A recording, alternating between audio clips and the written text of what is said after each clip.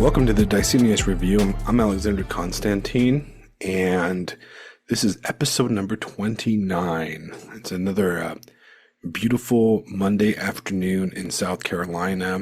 It's actually kind of hot outside, and it feels like the fall decided to take a break, and winter's not ready to knock on our door yet.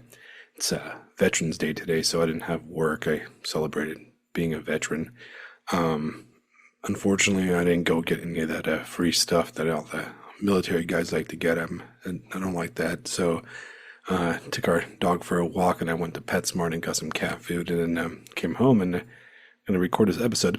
Like always, we have the awesome Fistoso Bonnie hanging out with me tonight. What's up, man? There. Hey, how you doing, man? Happy Armistice Day. Armistice Day. Yeah. Armistice Day, baby. You know, back World War when One. back when I lived in California, there was this kind of like a diner type place chain. It's called Coco's. And they had really good pie. I don't know, just good pie. And that was Pie is good. the only, and they would give out like a piece of pie with dinner to, if you're a military vet or whatever. And I hate taking that kind of stuff, it just grosses me out. I don't even get like the discounts at like the movie theater or anything. And man, I don't know why, it's just a thing, whatever, it's a hold up of mine. But I would take the pie, and my wife always called it your war pie, your Afghanistan pie. You get your war pie today? I'm like, shut up. That's fantastic. Listen, pie is well said. As you know, I've been watching Twin Peaks: The Return. Oh, there you go. We just watched the episode where spoilers, by the way, everybody, and I don't give a fuck. We just got done with the episode where the guy tries to poison Coop, and he eats the cherry pie and he drinks the coffee. And dude, it is such a fucking cock tease, like how much they're just bring Coop like runs into something that he remembers from before, and it's just this vague sense of, come on, man, you're in there. Come on, buddy, just but come on, Dougie. Come on, yeah, this Dougie stuff is getting old. I want my Cooper back. So I'm gonna Dale Cooper. He's not in there, just so you know. You'll find out. Okay, we can, once you finish, we'll talk about where he actually is. I can't wait. But I mean, I'm absolutely. You're almost done. Oh, it's so great. Yeah. We only got a few more episodes left, and it's so refreshing to see something so smart and so out there, and just so you're watching this. If you don't like it, deal with it. Like it doesn't care. Right. David Lynch is like, I love that David Lynch meme where they're like, so can you tell us what your movie's about or whatever? He's like, yeah, could you elaborate on that? No, I will not. It's just that's my goal. That's how I am. I just do whatever the fuck I want, man. I'm legitimately thinking that if I ever did like a film club, which we might start at my school, but if we ever do like a film class, if I ever got to teach a film class, the episode with the Trinity bomb test would be the final exam. It has to be. That, and you got to write about, and you got to talk to me and write about it. Like I watched that episode with my wife when we were like binging it, and I was like, I think we were drinking a bit, and we watched it on the dark. We used to watch movies in the dark in the living room, and we watched the episode. I was like, what the fuck? Oh, dude, got a light. It starts just with that. The date flashes up, and then you see the desert, and I saw the date and went, wait a second. And then when the light flashed, I went, oh God. Oh, we're going here.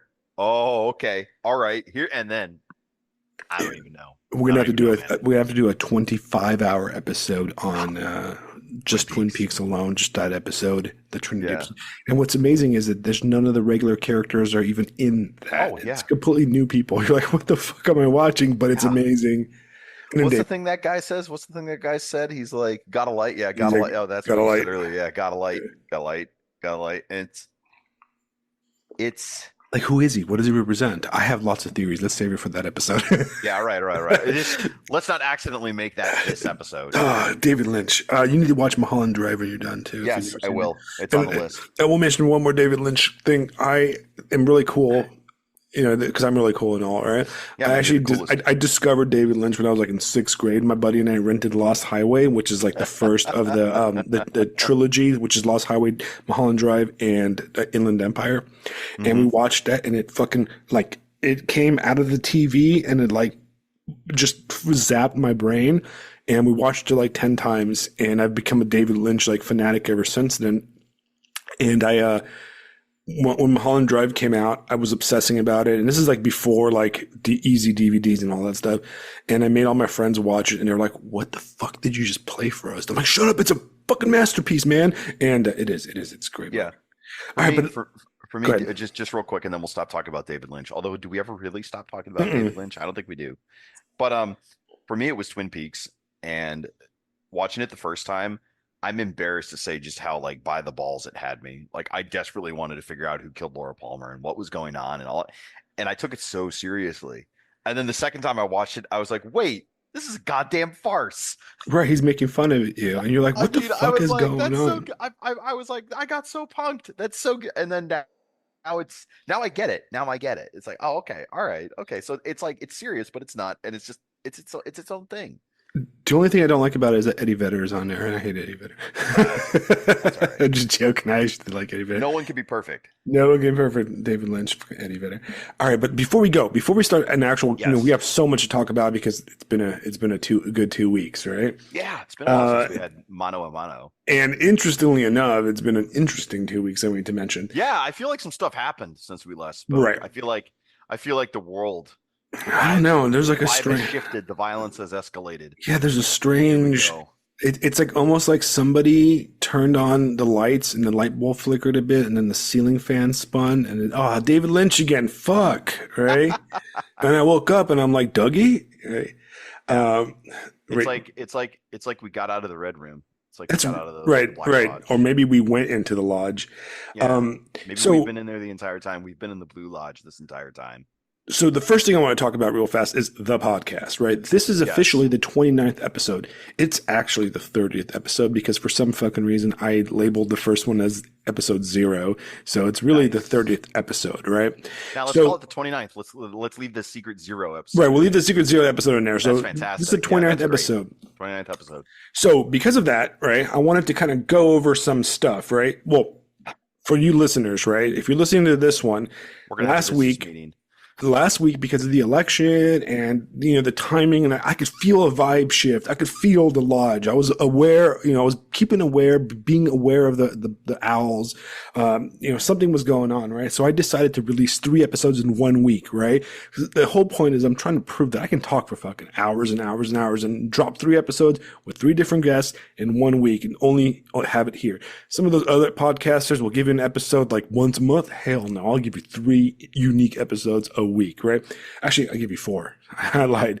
So the first one to go back to, because you probably haven't caught up with this, is Halloween episode. I did a Halloween special, and by special I mean I hung out with Lisa Kuznick and we talked about horror movies and horror literature, and that was really fun, right? Because she's Canadian, so it's all horror up there for her, right? Just maple demons and like all kinds of shit she was talking about. Yep. Hey, Minnesota. Canada. Listen, don't make fun of Canada until you've walked a kilometer in their moccasins. Right. So that one's a fun episode. We talked about liminality. We talked a lot about like kind of some eerie Mark Fisher type stuff. Then we followed it up with Pylon Press. We had the boys from Pylon Press, Mr. Neil Durando and JB Jackson, writer of Shagduck and Ursula of That was a really good episode and a really long one. You were on that one. And we talked like some heavy literature. We talked about some heavy writing stuff, about publishing, the state of the publishing world. Of course, Neil is, he's a guy, man. He's in the know, he's a made man from back in the day. So he has lots of interesting insight. He just makes me feel stupid. You talk to that guy, Neil, you're like, man. Neil has the ability to be like, he knows such an incredible amount of stuff, and obviously has seen an enormous amount of stuff, but he's so incredibly patient with, Right. Idiots like me, who's just like, I don't fucking know what am I even doing here? Right. Like when he was talking about like what he Very recommended gracious. how to teach writing to your students, I was like, what the fuck, Neil? That is some heavy shit. That's amazing. I never would have thought about that. When he stopped and said, "I've heard you talk about teaching before," my soul went, "Oh God." Nah, like it was terrifying. But apparently, he didn't just sign off and log off and never talk to us. Right. I Well, feel pretty so Neil about Neil that. is a friend of mine, and I'm so glad that like came on again. I've gotten some fantastic like feedback on that episode. So if you haven't listened to it and you're interested in literature, writing, the whole scene, please go ahead and listen to that one. And then I followed it up on a solo episode with Mason Mohan, aka Dr. Monzo. He's got one of my favorite Substacks on Substack, and we talked about a lot of crazy stuff. That was one of those. There's some episodes where like I'll just bullshit about stuff for like hours or whatever, and when I'm done, it's like I feel good. This episode, stuff like Neil, Mason, those kind of guys, those guys challenge me. Like we were talking about Byung-Chung Hall, Spengler, and just some deep philosophy, some deep, political science type stuff. And that was an episode that like I felt like coming out of it, I felt like exactly what I intended this podcast to be, which is a conversation that enlightens me leaving, and it's like that whole scene of like sitting down in a coffee shop with somebody that, is you're equal or you're better intellectually but comes from a different field or a different like area and can really just enlighten you and makes you a better person when you're done having a cup of coffee and having a conversation. And that's the whole point, right? So listen to the Dr. Monzo episode, and then we finished it up. And the last episode we had was The Collapsing World with Anaf Ibn Quay. Right. And this one was an interesting one. Why? Because it was the first episode where I didn't really agree with my guest as much as I do with everybody else. So this one was a bit of a back and forth, right? You were there for that one, right? Yep. And a polite, good back and forth. I have everything but respect for Mr. Quay. I hope he comes back on. But we disagreed. We disagreed, and we disagreed in a good way. And it's an interesting episode, and it was very pre-election. And I made my predictions on the election, and I recorded it on Sunday before the American election. So guess what? I was fucking right about everything, right? What was your prediction again? I mean, I knew it was that Trump was going to win. I said Trump was going to win, and there was going to be no violence whatsoever, and they were just going to take it. Yeah, because no it was civil unrest type. No civil unrest, nothing. It was going to be a complete vibe shift, and people are going to switch sides basically. And I called it, and I can go on and on about that. We can do that later, but I should basically be Joe Rogan now. I mean, I was right about it, but I've been calling it the Democratic Joe Rogan because it's not like he wasn't Democratic before. Right. We can do that. I could be like that. But anyways, that was a great episode because it was about what we're going to talk about later today is going to be a little bit tangential to that episode. But I thought it was a fantastic conversation. I had a blast. Like we woke up early for that one. God damn, I was like up like 9 o'clock in the morning on a Sunday. We're committed. Right. That's because Mr. Quaid lives on the other side of the world. Yeah, he got us to go to mosque. I know we had to do it, but yeah, we knocked it out, and then that was one of the better ones. So that was the last 4 episodes, and those came out like a freaking machine gun, right? Like every 2 days, boom, boom, boom, right? So if you haven't listened to them, listen to them and get those numbers up, right? So I did want to talk about the podcast. So we've done 29 episodes, right? Here's some of the cool stats, right? If you look at every single episode, I started this podcast January 13th of 2024. So this year, January 13th, right? On a whim, right? I just bought a microphone. I'm like, yeah, fuck, I'll start a podcast. And I have recorded over 260 hours of free episodes. All right. That means that if you start at episode 0 with the introduction, and you listen to it straight, that is 10 days worth of listening to me talk about stuff. For the gamers out there, that's basically several playthroughs of Fallout 4 or one playthrough of Skyrim. Right. If you're one of the original fans. Right. So if you're a listener, you are in the club. This is a fantastic, awesome thing. I feel like really accomplished, man. Like, not only did I sit down and do this and, you joined me and all the guests joined me, we've had a total of 16 unique guests. Out of the 29 episodes, 16 were original guests. The other episodes were either me solo talking about book reviews or just me and you, or repeat guests. Like Lisa's been on a few times. Alexander Helene's been on a few times. Neil's actually been on twice. I got to get in the same room with Alex. We got to have 2 Alexes and a Fisto walking. I know. We need 2 Alexes and a Fisto, and it's just all done. But yeah, so 260 hours. Some of the stats on this podcast, right? Or let me see. I wrote here. a total of 36,000 unique downloads, right? So that's probably not the best numbers. I don't know. I think it's pretty high. I don't know what that means, right? Higher than it was 29 episodes ago. Right. 36,000. That's a good number, right? I mean, I don't know. It's not, it's not Joe Rogan, right? Or Red Scare, but I'm getting there. We're getting there, right? And guess what? Do you know what the highest, most popular downloaded episode was?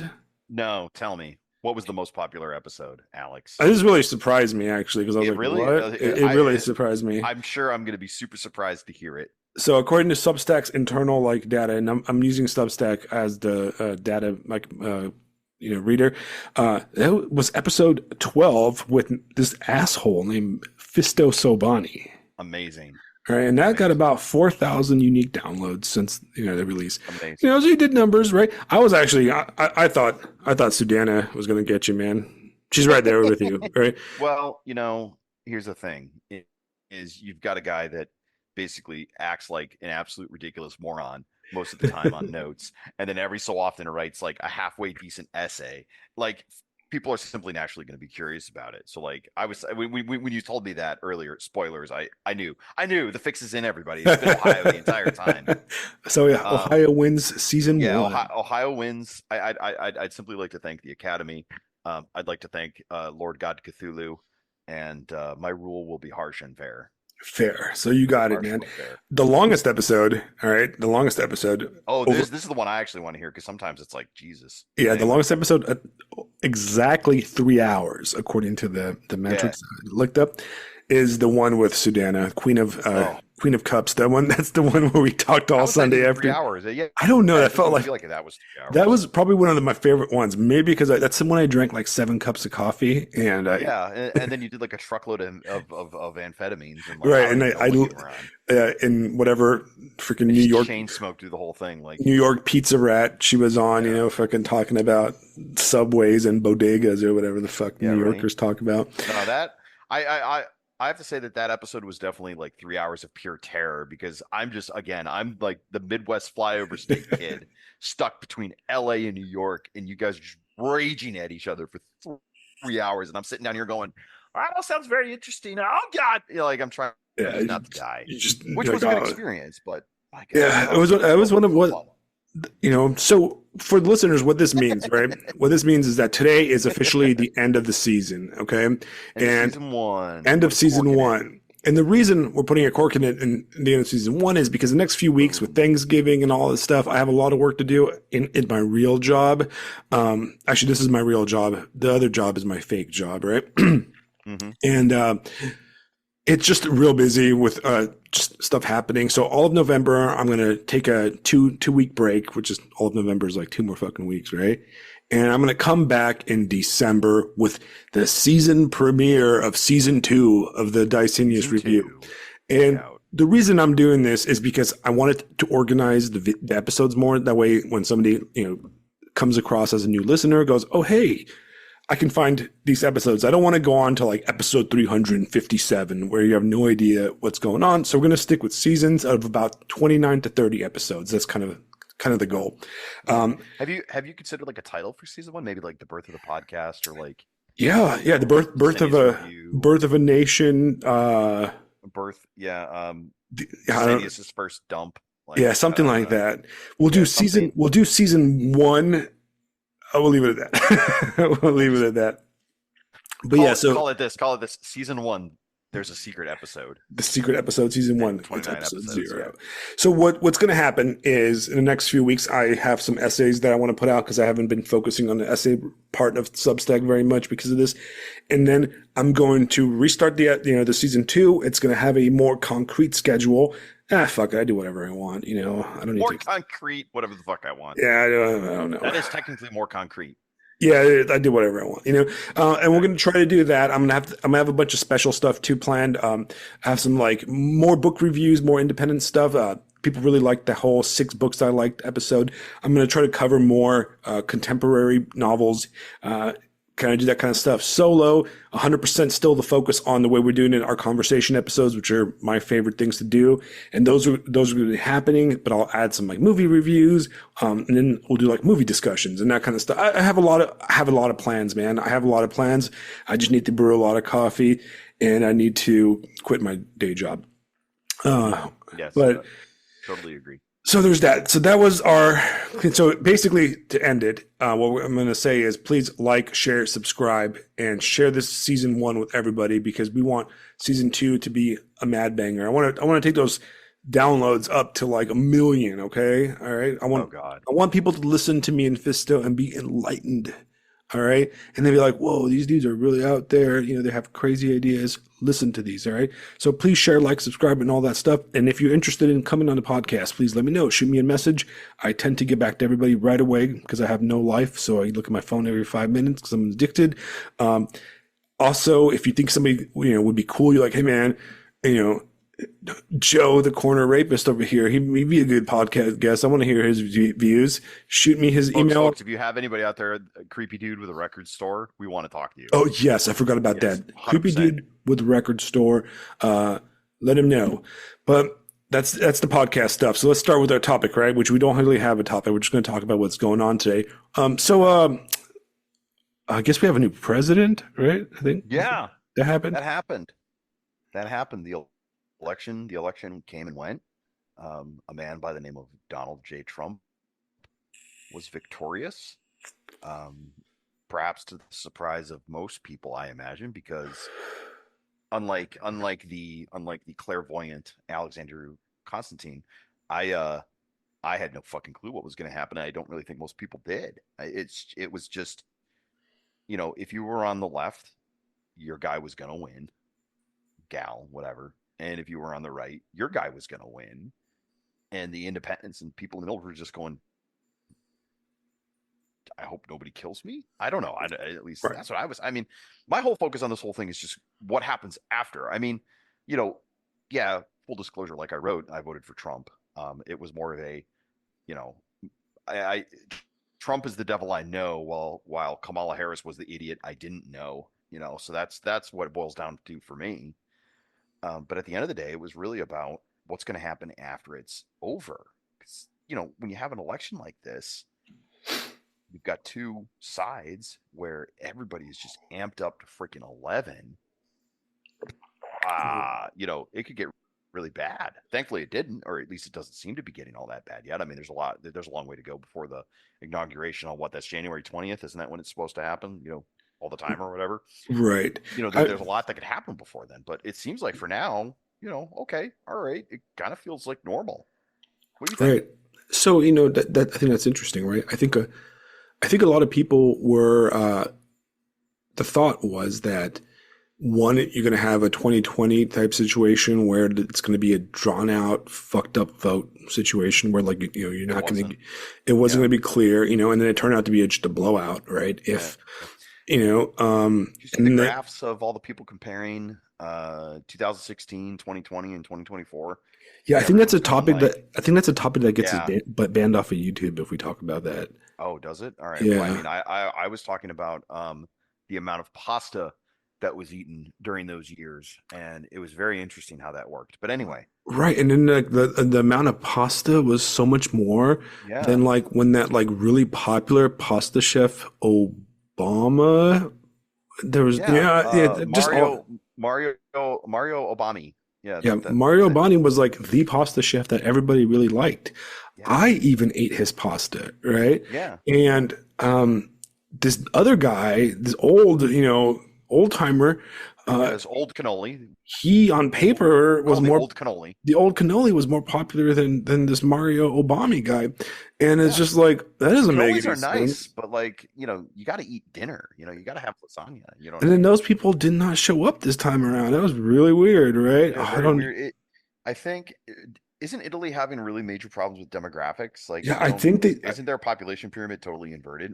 Maybe a lot of people died. Maybe they went to China and started eating noodles instead of Italian pasta. Look, that's I don't know. Marco Polo. They pulled a Marco Polo. Yeah, they went east.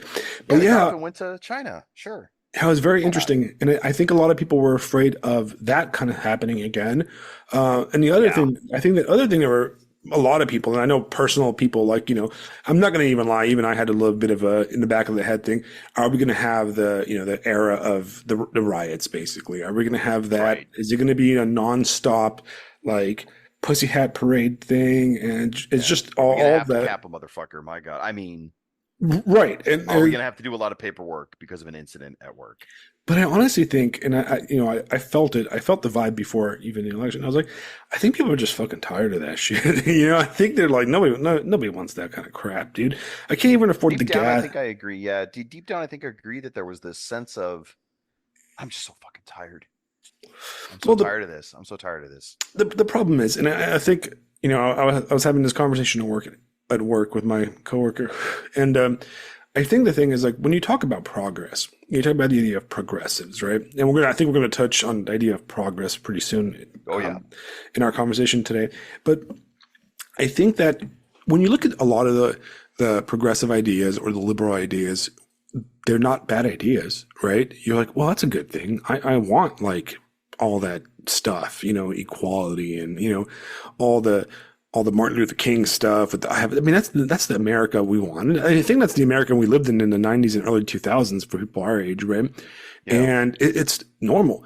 And then, then they lost the plot a bit and they went a little bit fucking crazy. And it became, it's like the progressive side wasn't the cool, progressive people like, taking us to space or finding technological progress or making a better life for us. No, they were just basically the 2000 something version of the old church lady scolding you about like what movies to watch or how to laugh at this joke.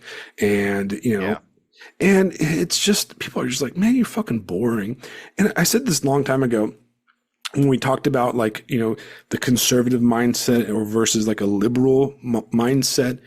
Hmm. There's a there's a paradox right now, right? And the paradox is that while the liberal side, the left, calls themselves progressive or forward thinking, and the Trump side, the right side, I'm not counting the neocons or any of the old Republicans in this, or all they belong to a different era. Thank God they're going to go away soon.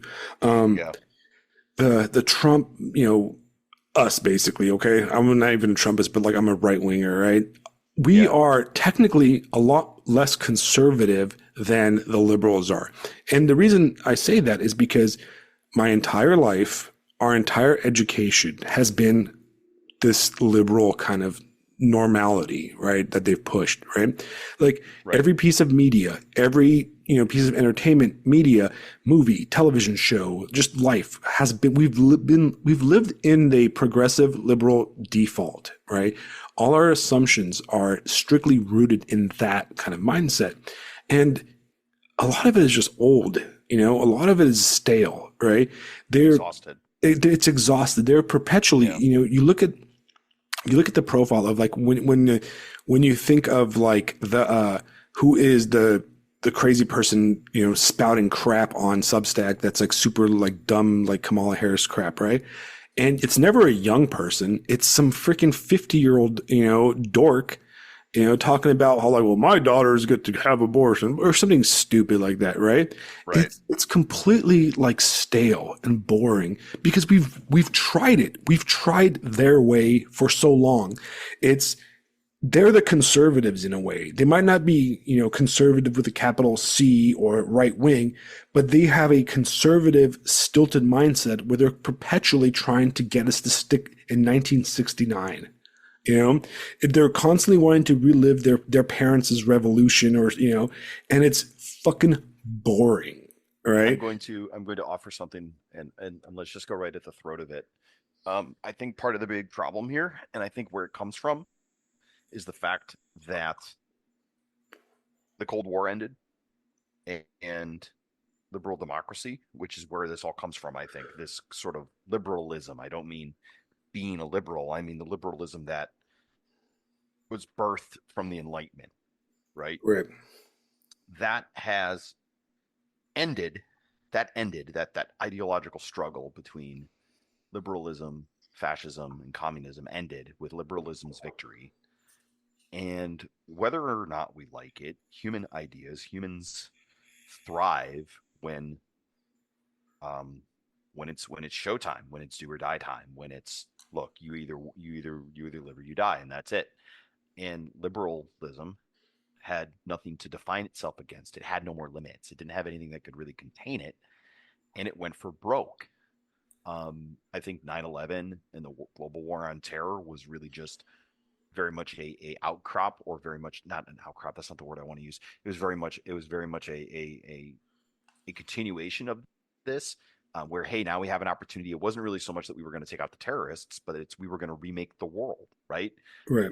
Look at how we invaded Iraq. Look at how we invaded Afghanistan. The idea wasn't to hunt down the guy and put a bullet in his head. The idea was, we have this endless power to remake countries and remake societies as we see fit. And we've seen over our lifetimes that that doesn't fucking work. Right. I mean, you look at some of the news that's coming out of Iraq recently. You look at some of the new, like, my God, when the Taliban just rolled over and took Afghanistan back in a month, right? Sorry, but you cannot change cultures. You cannot change societies that quickly.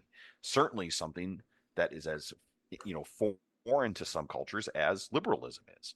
So they turned inward. And that's where all this woke bullshit and all this other stuff comes from is we've got to fight something. We've got to fix something. We've got to keep going. You know, it was basically like, it was basically out of control, like you Right. said, because they didn't If have anything to keep them in. if there's no Nazis, we got to make them. We got to invent Right, them. We got to, exactly. we got to do it. So, and it got to the point where, Communism, fascism. Sorry, one more point. Communism, fascism, and liberalism eventually were defined by their enemies. It was defined by what they stood against. Right? right. If you, Communism. Yeah. if you Anyway, hate witches and you're a witch hunter, you got to hey, find some witches, well, bro. if you kill all the witches, you're out of a job. Right. So you got to find the nearest thing that kind of reminds you of a Right. witch, and you got to start Yes. pointing, and then you have the Salem's, the whole Salem trial things. Right. But yeah, so you're a Star Trek dork. We even talked about Star Trek for a while. Yes. I mean, Deep Space Nine, right? Deep Space Nine. You Yeah. had the Federation. Won the wars, right? Defeated the Romulans and the Right. Klingons. It's all over, and they go over to make those fucking backwards ass Bajorans members of the Federation, right? Those war torn Bajorans. Like we're gonna get them to join, and 7 or 8 seasons later, the Bajorans like, yeah, we don't want to. Yeah, we're not going to do it. Yeah, we're not gonna do that. We like our way of life. We don't want to wear jumpsuits and And that's after the Dominion War and like everything. Like, yeah, I mean, that Deep Space Nine is a complete shit show. right. I mean, Thanks for it's awesome, but like, it's the best Star Trek. yeah, it's But like, rough, man. yeah, they're like, thanks for all that help keeping the Dominion from annihilating us. But we're cool, man. We don't want to be part of the Federation. We want to do our own thing. Yeah, right. You know, Is it the Bajorans or the Balkans? I can never, I can never get that I straight. don't know, right? Or and that's something that like that kind of dumbstruck the Federation people. You got Dr. Bashir. They're oh well, I guess they don't want to be part of the Federation and shit. And sometimes I used to think about that, talk about Veterans Day, I'm sitting there in Afghanistan. I'm like, maybe these motherfuckers don't want to be democratic. You know what I Yeah, mean? maybe they don't need to be. They Maybe they didn't don't really need to be. seem that enthused about being No, part of the good guys or whatever they we don't call want to be it. part of the empire. That's so Yeah, they're weird. like, no, they're like, we like to live in our fucking mud huts and hang out, like maybe that's what they wanted to do. And maybe not everything needs to be us, right? Yeah, And you're right, that I think the global war on terror was the right wing neocon progressivism, right? The yeah. the It's still all captain, progressivism. It's still within. It's still within what's quote unquote mainstream. What the Overton window is, all that fancy stuff. Like it's what was possible, and right, it's the direction that the society was going. Whether or not you were right or left or whatever, it was liberalism had triumphed. It was the end of history, and Fukuyama hadn't gotten his ass kicked yet. right. And you guys living out there in the goddamn mountains, you need to get with the program, all right?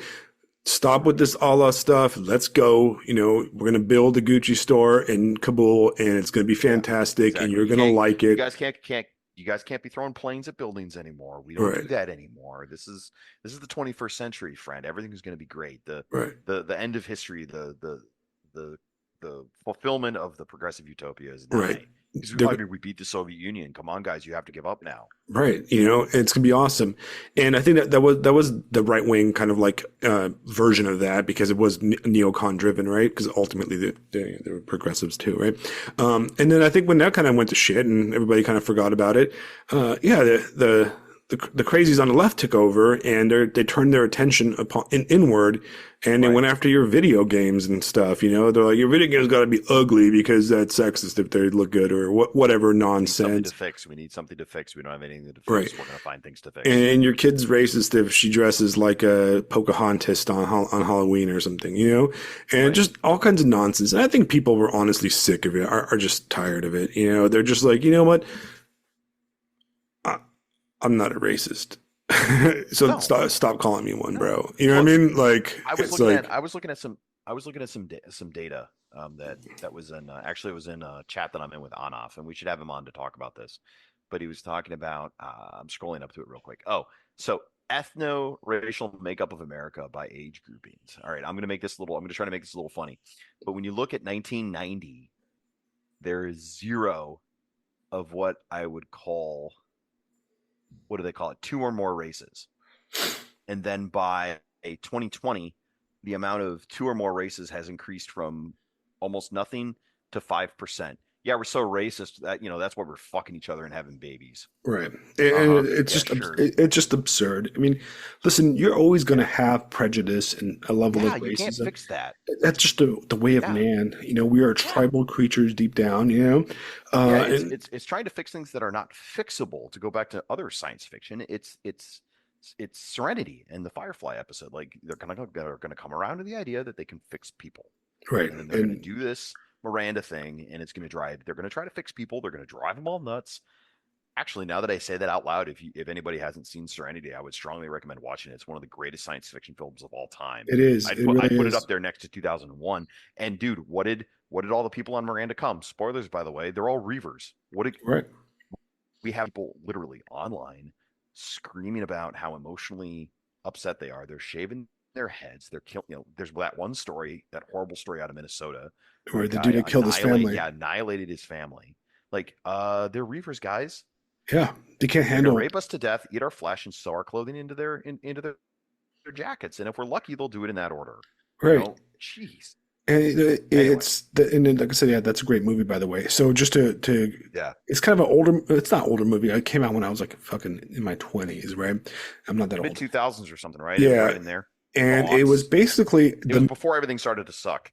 yeah, it was like one of the last. Well, there's been a few good science fiction movies since then, Yeah. but it Oh was yeah. it was a really good one, and it was the Serenity is basically the movie version of the last episode of the TV show that only had one season, Firefly. Yeah. All right. Yeah. Yep. Firefly is worth watching. It's a Joss Whedon show. So it has like some dated kind of 2000 era Josh Whedonisms. And the guy's totally fucking annoying now. But, he was responsible for that show and for Buffy the Vampire Slayer, which Yeah. is still holds up. It's still awesome. I Oh actually was yeah. watching with my daughter a few weeks ago. Yeah. They're both great. Um, I'd argue at this point with Firefly too, like it's gotten to the point where because it is only one season and one movie, I would say the value of the show is actually dramatically increased because like a couple of at least one of the actors just died. Like we're not getting any more of this stuff. So like right. the fact that it was so good, it's now become even more precious because that's all you're going to get. Like I think where it becomes kind of cringy is that it does have that 2000s era geek cringe kind of vibe to it to a certain degree. Yeah. Uh, What with like Andromeda and Hercules and like yeah, there's a lot of that campy, but era, like campy, but it doesn't realize it's campy. right? And because it was so popular with like the kind of like Comic Con crowd, you probably heard It's all the popular with a lot of people you probably don't want to talk to. yeah, you probably heard all the fucking jokes from like the annoying quirky Chungus chick, and it's just like, bro, but it's a good show, and Yeah, it's smart. It's kind of a western, but the movie's actually the best. The movie has yeah, a great. hands down. I forgot who plays the bad guy. Uh, I can see his face. Black dude. He's like in a bunch of stuff. I always forgot. I forgot. I never know any actors' names. But the Yeah, bad guy is good. he's only been in like that a couple things. I know he was in Doctor Strange. He played the villain or not the villain, but somebody who I don't remember what it was. But yeah, he was in a Doctor Strange. But yeah, the villain in Serenity is like worth the price of admission, Right. 100%. I feel like he was also the bad guy in my favorite science fiction movie from that era, Children of Men. He was one of the dudes Mhm. in like the resistance group or whatever. Yeah. It's great because I mean the reason the villain was so good is because his motivations and what was he was the agent, right? Yeah, he That was was the agent. like Yeah. his name's never given. His motivations, you're not sure he's wrong. And his motivations he's driven by a sense of duty to the government. You know, he's driven by a sense of duty to this thing he clearly signed up to do and like he doesn't have any qualms about it. Right. And and you know, Malcolm Reynolds, the main character, the anti-hero, the only reason that the agent even doubts himself at the end of the film is simply because Reynolds was won. It's not that Reynolds was necessarily right; he won. You Right. know, so it's like, oh, there you. I mean, that's how it goes, man. Yeah, That's he good had stuff. no actual real morality to it. Yeah, And, yeah, even like, yeah. Reynolds' only morality is fuck you. right. That's why I'm doing this. It's I'm like, throwing the reavers at you because fuck you. That's why. Like he's just right. pissed. Right. So it's like, all right, So fair you know enough. what? Now that I think about it, that's a movie that's kind of like pertinent to today. We should probably watch Oh that movie. wow, I hadn't even thought of it like that. You're right. I aim It's to misbehave. exactly kind of how like we approached it. Yeah. But you know Hey, what I was 2024, thinking, there it is. Yeah, sorry, go ahead. what I was thinking about in the last week, right, is that I think that hands down, whether you like Donald Trump or not, Yeah. and there's so much I dislike about him, I can go on forever. Oh, And sure. I'm not a super MAGA guy. I don't think he's going to No, change the world or anything like that. no, What probably not. what I can guarantee you, right, without a doubt, I'm going to, lay this down, and it's never going to be proven because I'll be dead by then, right? But, 100 years from now, if, in the history books or history digital pads or whatever that's going to happen, when we think back about the early 21st century, we're going to think about Donald Trump. It is his era. He Yeah. has dominated this era. And you're not going to remember, he managed to just basically destroy the legacies of everybody that's come before him recently, right? Yeah, he really has. Because he is a no, we are done with the Obama and the George Bush era. He shut those guys down. He shut down Hillary Clinton, which was the remnants of the 20th century. He shut down the Obama era by defeating Joe Biden and his stand-in, and we all know that Joe Biden and Kamala Harris are just extensions of the Obama kind of administration, right? And Right. he basically said no. But whether people like it or not, the last 8 years have been dominated culturally by Donald Trump. Whether you like them or not like them, that's who everything was. The entire campaign was about him. Everything was Yeah. about him, right? Yeah. Nobody's going to remember Kamala Harris, all right? Just like Yeah. I can't even tell you, who ran against, I don't know, fucking, what's his name? Like, Theodore Roosevelt or, somebody like, I'm trying to think back to like losers, and the furthest I can get back is Dukakis and then Carter when Carter lost to Reagan. right. Nobody's going to remember nobody remembers who FDR ran against or whatever. I don't know. You know what I mean? Oh God, I have no idea. Offhand, I have no idea. Right. Because like those eras were defined by those individuals, those presidents. Well, winners write the books. Right. Hello. And I think that what we had today, well, this week, was a thorough victory that will basically solidify that this era, the 20s of the 21st century, are really the Trump decade. The last 8 years have been the Trump decade, really. And it's going to be the next 4 years. And I think that what we're seeing, though, very different than past elections in the United States. And this is why I'm interested in it, not because of the my team versus your team thing. What I'm seeing is I believe that we are really living through and witnessing a paradigm change, right? Which is really the end of your typical kind of conservative Republican Party, and something new is going to come out of it. All right, whatever JD Vance is going to come out and go for, you just can't. They've thoroughly defeated the progressive liberal wing of the Democrat Party, and they have nothing. I don't even see what angle. They're not going to come at him with the same old stale shit that nobody's buying. All right, nobody cares about. It seems like the vast majority of them too are just not even interested in figuring out what went wrong and why Right, did they lose. They don't care. They don't care. They Because don't have the capacity anymore. they can screech about, oh, but he's a rapist and he has felonies. Nobody gives a fuck. Shut up. Nobody Yeah, nobody cares. cares anymore. Right? Nobody Which, cares.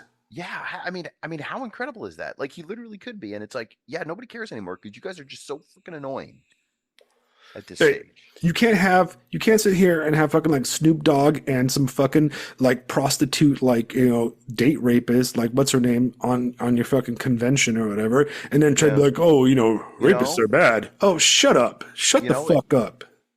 man. As we're discussing this, it's funny. Let's bring it back to the Serenity metaphor. Let's be those guys. Let's be nerds.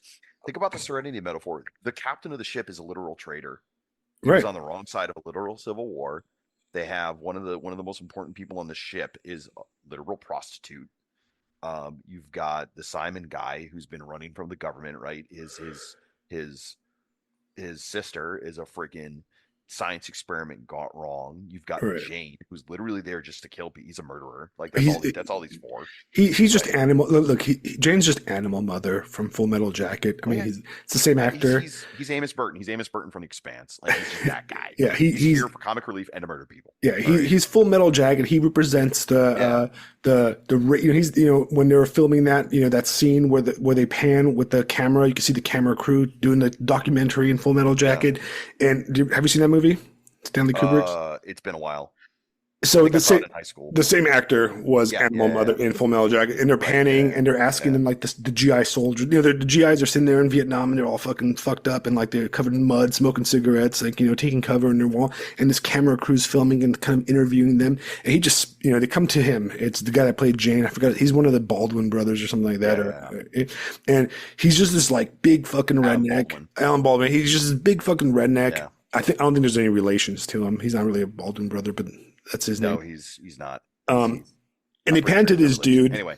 and he's a machine gunner. He's got his 50 cal on him and everything, and Hmm. he just like spouts some like racist shit. Right. He's just like, and you're like, and then they pan away from him. And he's just like, in every scene in the movie, he just spouts like some racist, like straight up, like hillbilly shit. Which some of the best lines because they're hilarious. Like his Right. interactions with like the other like You soldiers. know, But yeah, that's what he is. That's Jane. That's what he is in the show. He's just yeah. the comedian from the Watchmen, basically. Yeah. Yeah, exactly. It strikes me that all of this boils down to liberalism has no God, right? Enlightenment rejected it. And you have this group of people who have hopefully exhausted themselves and will no longer be a major force in politics or culture where they wanted to fix humanity and humanity refuses to be fixed. And I think any religious leader of any kind of actual like intelligence and emotional maturity would go, well, yeah, humanity doesn't want to be fixed because it's not our job to fix ourselves. Right. That's not our job. Like, you guys, you try to fix humanity, you're going to just make monsters. And Right. that's why the legacy of the Clintons and the Obamas, and Bush was at least smart enough to shut the fuck up, right? It was funny. I saw somebody comment on that. They were like, before you think George Bush is a total idiot, remember that he hasn't said anything.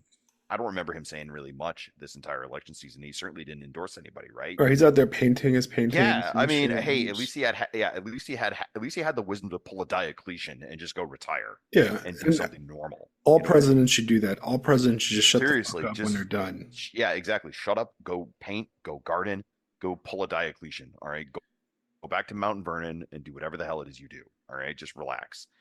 But yeah, it's they're trying to fix people. They're trying to fix humanity. There's nothing to fix. It's not your problem. Right. Whatever needs to fix humanity and whatever your religious belief is or philosophical belief, it's certainly not going to be a bunch of Ivy League degenerate idiots who are really just looking to line their pockets with money. They're not going to be the ones to do it for sure, and maybe that was the ultimate conceit, is they wanted to play God, they wanted to be God, and reality has reasserted itself. The whole idea that a lot of people say Trump is nemesis, hubris begets nemesis, and Right. what's the Joker line? You get what you fucking deserve. Right. Here And it is.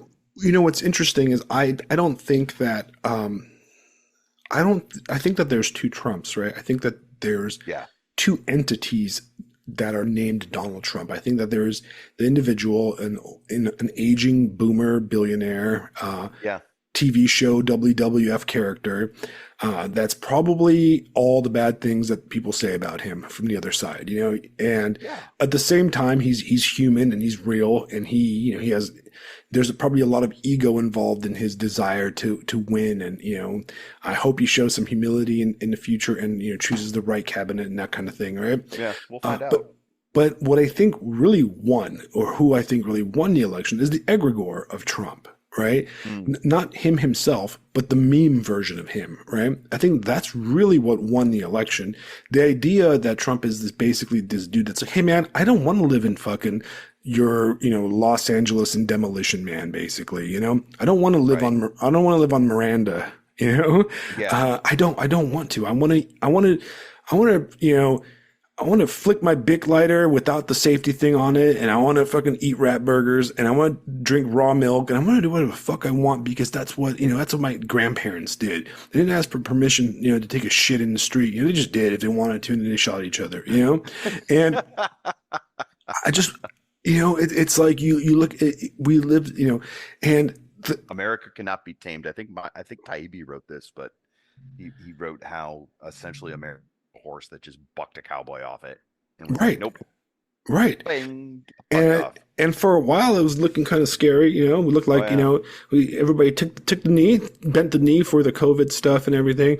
But I'm happy. I think COVID really was a big deal in this election, and people still pretending that like they saved each other's lives by putting on a piece of dirty cloth in their face, and all that. No, I mean, I can see the rage inside my schools. Like we're going to be dealing with what happened in COVID for forever, and you see that every day in your kids' faces, and how your kids your kids are now delayed, and like how they're suffering because of all that and it's just, man, that is anger that is not going to go away anytime soon. I don't think people realize the demographic changes or the moving around this country that took place because of COVID. So I've said it a million times, I live in South Carolina, and I constantly meet people like myself that moved here from either New York, California, or all these places because of COVID. I was just this past Friday, I picked up my daughter from school, and we stopped by this little cool comic book store that has like comic books. It has comic books, a bunch of, memorabilia type stuff. But it's also like an ice cream store, and it's owned by a couple, and they have like 7 little Chihuahua dogs running around, and all their kids are there, and all the kids come and play like Pokemon cards and shit, right? And my daughter goes there every Friday because she likes to hang out. And I was talking to the owner's wife, the co-owner, and I was like, so how long have you guys lived down here in South Carolina? And they're like, oh, 2 years. We moved here because of COVID. And I'm like, oh, you moved to get away from the crazy? They're like, yeah, we moved here from Massachusetts. And I'm like, see, exactly. That's all of us, right? And over and over and over, people move their families and their children. And because, fuck, man, like, it was a nightmare living in Southern California with that kind of stuff, and it was a nightmare. This is the thing so many people forget about America, and these people who have this idea that they can control America and make the whole country go in a particular direction. Guys, the United States, literally, if you didn't like something, you got up and went somewhere else. North America is huge. You will never prevent people from moving around it. Like, guys, my God, Ike Eisenhower built a huge interstate system. Just get in a car and go. Yeah. Forget it. And like, you could just set up and pick up and go. Everybody pulled a Mormon. Pulled the Mormons. I was just about to say that. Yeah, got up and went to Salt Lake. Right. I mean, geez, my own ancestors did this. I don't know why, but one of my guys picked up, the direct grandfather picked whatever, great, whatever, picked up and moved to Ohio. Like, just, I'm going west. Screw it.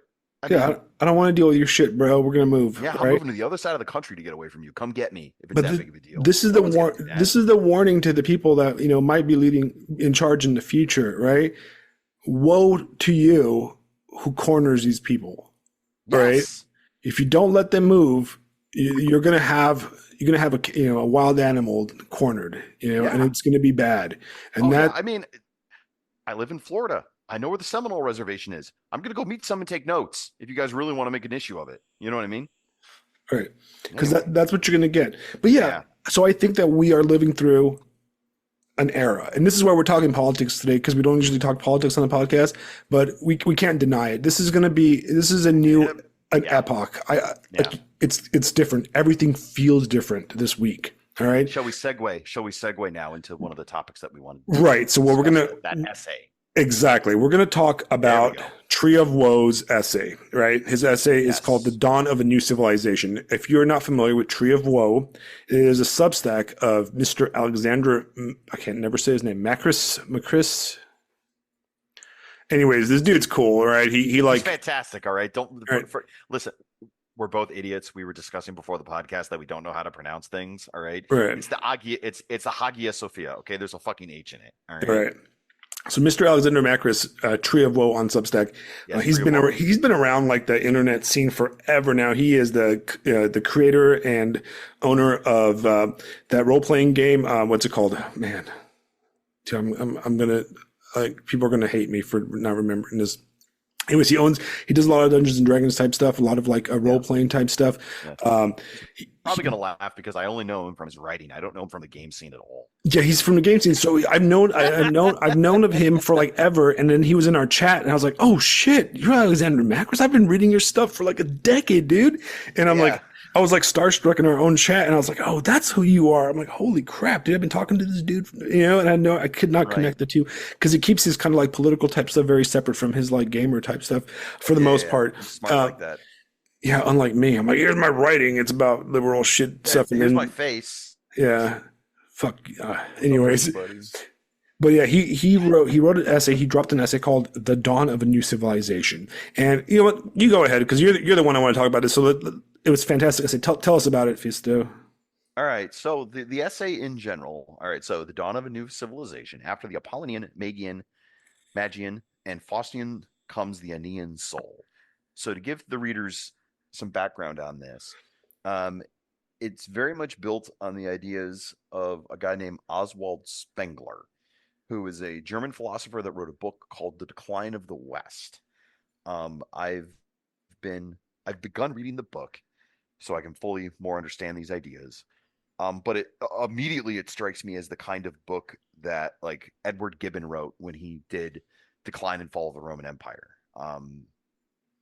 For folks that don't know, Decline and Fall of the Roman Empire was written in the 18th century by an English historian by the name of Edward Gibbon, and it's basically the first original history book. And it's important because the decline and fall of the Roman Empire was the single largest historical problem of the era. Everybody wanted to know why it happened because if empires rise and empires fall, well, what's going to happen to the British Empire? What's going to happen to, in the future, right? So anyway, Decline of the West, I can tell immediately is one of these kinds of books. It seems like it's one of these.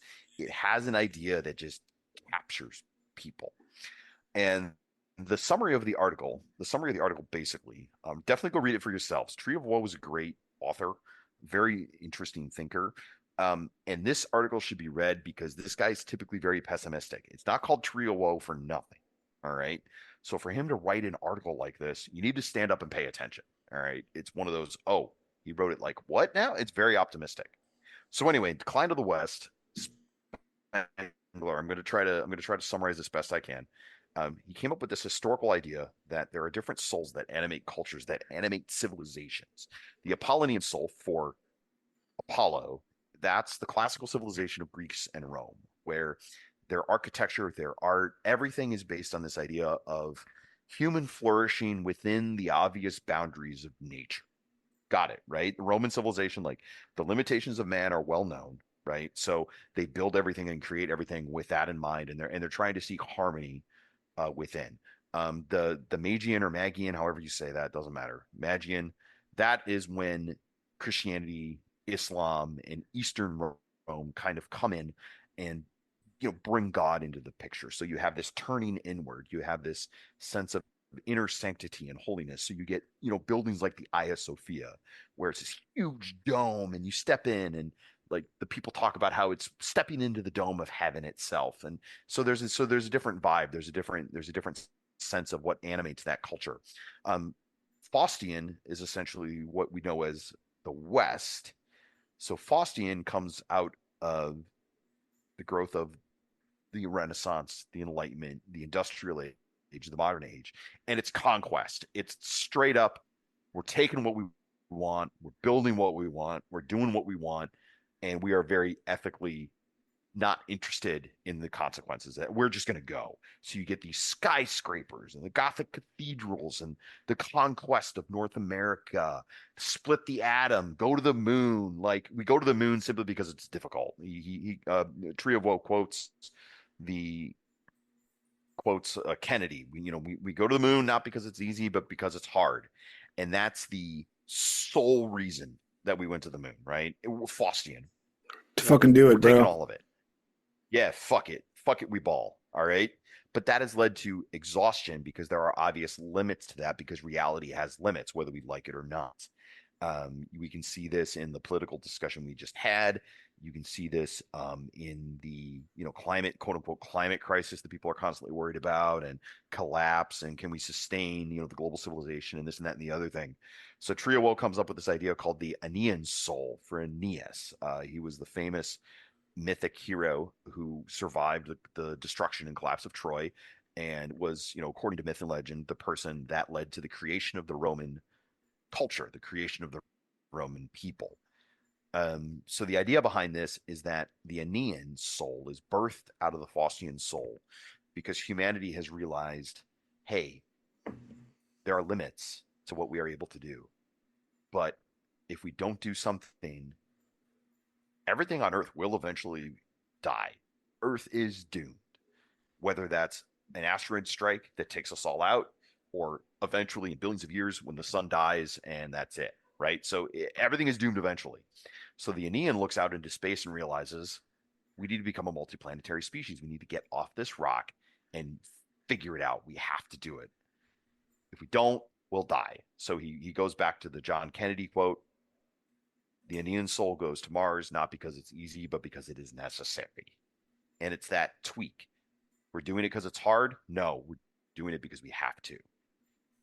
And it recognizes this is an important thing. It brings in the wisdom of the Apollonian and the Magian souls and the Faustian souls, the lessons from those. It recognizes we might not win. We might not win. But we're going to try anyway. We're going to go for it. We're going to make our best go. If it works, my God. I mean, I've been reading, I read Foundation over the summer. The Galactic Empire. I mean, my God, millions of worlds with quintillion humans. Come on. I mean, my God, how amazing would that be, right? That's the potential. And if it doesn't work, well, I mean, at least we tried, right?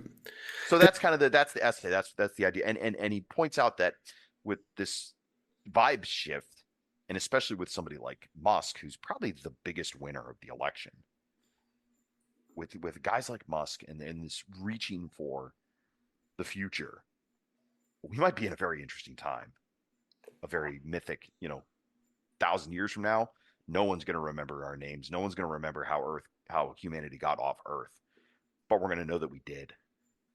Right. So, and and that's why I enjoyed that essay, and it in a way, if it went really well with our last episode where we discussed, kind of a more collapse scenario and why I don't believe in a collapse scenario. And Alexander Marcus Tree of Woe, he by writing that, he kind of gave a name to my mindset. You know what I mean? Mine too. Which is interesting, and I love that because that's when I read it. His essay, I was like, oh, that's what I was talking about on last Friday, on the episode. That's what I'm saying. It's like, yeah, there's a step back, almost a realization that, okay, we did it. We went full blown balls to the wall progress for the last century. All right. Couple centuries. Yeah. Yeah. Couple centuries, really. Right. And now it's time to, we need to retool. We need to readjust. We need to make something out of this. Yeah. We need to not, we can't be conquering for the sake of conquest. We need to conquer for a reason. Right. And that's kind of we've said, I think we were, and we still are. I don't want to be too positive. We are at a world where Western civilization can go the way of the Middle Age Chinese, where they go into a world of bureaucratic senility, basically, and collapse, and or like self closure and just complete and total being choked by bureaucratic and administrative kind of that kind of class of people, which we're seeing a lot of it in the last decade or so. Or we can take the best of progress, adjust it, and do progress with a reason. Yeah. Like what I liked about the essay is like, something like AI, right? Is Hmm. AI good or bad? It's a tool, right? Right. And how we approach it is really important, and we need to have real conversations about it, right? So far, the AR discussion, which is one of the earlier kind of episodes I talked about, it, it hasn't become scary, it hasn't taken over, and it's just become lame, exactly like I said it was going to be. Right. Now you've got a billion YouTube videos of AI crap that looks like ass, and it's run by Chinese bot farms, Right. trying to get your 5-year-old to click on it, and weird cat videos that try to trick your great grandparents into clicking it on Facebook. So I was right; it's actually lame. So I think that is the uh, the Aenean age is the age of an intellectual progress, basically, as opposed to just a brute force one where we're seeing what's going on. We're standing on the shoulders of the giants, and the reality is that it's not easy anymore. The next step is like the peak, right? We've reached like Yeah. the firmament, basically, and Yeah. Just to bring back to the essay real quick. Triovo talks about the rise of the Indian civilization from infinity to liminality. right. We're reaching a doorway. We're reaching a portal. We're reaching a threshold to something different, and we're either going to do it or we're going to die, and that's it. Right. And I think we're entering an era or an epoch or whatever you like to call it, Yeah. right? That feels different. I think that when you really look at it, we're really entering the 21st century now. Like, Yeah. I think so much, the first decade of the 21st century was really just the 90s continued, right? Yeah. Whether it's culturally, television, everything was very 90s. And then we had that explosion of, the internet as something cool for for a few years, and kind of like the whole geek culture and everything was like cool and exciting and high tech for a minute, and then it became lame, and very much so decadent, very much fin de siècle kind of cultural. Yeah. Just like in the same way, if you look at we're celebrating the end of World War One right now with Armistice Day, right? Mm. That's what Hmm. Veterans Day is basically based on. But you look at Europe before World War One, and it's really the 19th century still, all right? It feels, culturally speaking, like the 19th century in a way, like the Victorian era or the fin de siècle era in France. And Yeah. you see the beginnings of the real 20th century, but the real 20th century didn't really kick in until World War II, I don't think, right? I would Uh, agree. and I think we're approaching an era where the real 21st century is going to kick in, and Man, it's going to what a feel thought. different, right? Because Yeah. the last 10 years have felt kind of lame in a way. They felt very, very, What are we even doing? right, culturally depressed. And I have a feeling that we're going to start seeing um, an awakening of art and culture. And this is, I'm making predictions again, but I feel like the old things are going to kind of go away. We're going to turn away from the endless cultural slop, and we're going to have kind of a I would say a rebirth, almost a Yeah. renaissance of, whether it's cultural stuff I agree with or not, but we're definitely going to have, it's going to feel, the next 20 years are going to feel a lot different than the last 20 years that we lived Yeah. through. I think we even need to get to the point where I want to touch on the years real quick. I think we even need to, not change the calendar per se, but we got to stop thinking in terms of centuries. I mean, look, we're already 20 plus years into the 21st century or whatever. Like the kinds of era, the epoch that we're talking about, we're stretching into the 22nd and the 23rd eras, Right. or 22nd and 23rd centuries, easy. I mean, if a soul is about to awaken that is going to reach out to the moon, reach out to Mars, reach out to the asteroid belt, it's that's hundreds of years project. I mean, it's going to change our perspective on everything. Right. Right. And it in our integration with, technology is actually, I'm not a futurist, and I'm not in any way a transhumanist. I No. find a lot of it kind of on the progressive side of bad. be ye Mary Shelley readers, basically what I'm kind of afraid of, right? But I think that we are going to enter a world where we're going to focus on an integration of man and technology, hopefully in a positive way, and we don't all get cyber psychosis. But it's definitely like, and look, for you guys listening, right? I want you guys to comment in there. Do you get what we're saying, right? Like, does it feel different? There's like just I'm gonna interrupt real quick, right? So my office has a window onto the street, and I'm watching a dad play ball with his daughter and his son. They're tossing it back, and I feel like that's the fucking most coolest American thing ever, and I'm loving it. Just the dad tossing the ball back and forth in the street. And you know what? That's what America's all about, man. Or just life and family. And he's got, he's also the same asshole that drives a dirt bike back and forth. Remember in the other episode? But I love him. Yeah, man. This guy's turning into a minor character. Right. And then we might need to get him on the pod, bro. A kid just rode by on her scooter, and it's like, it's just a beautiful thing right there, And I wanted to comment on that because there's a moment where we're talking about the future, and I'm seeing that right now. And that's why we have to do this. That's why we have to consider this stuff. This is where the Aenean soul realizes that it is necessary, because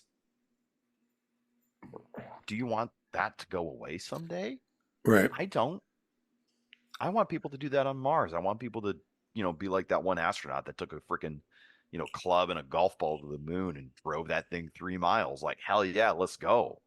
Right. I want humans to go to different places and do silly things and do the stupid stuff that humans do. Come on, man. And are you kidding? We're only gonna do it if we focus on the actual spirit of it. We have to do it out of the desire for, betterment, and the desire for, really for freedom and space, I mean space as in room, right. Because it can't be for some ideology that, we're going to change the world or do that kind of stuff. No, it has to be because that's what we do. We just want to. We want to make our own place. We want to continue making our own place, and we want to make it better for ourselves.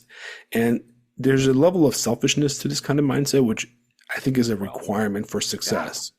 Right. Or humans, of course, we're going to be self-interested. We're angry monkeys that want what we want.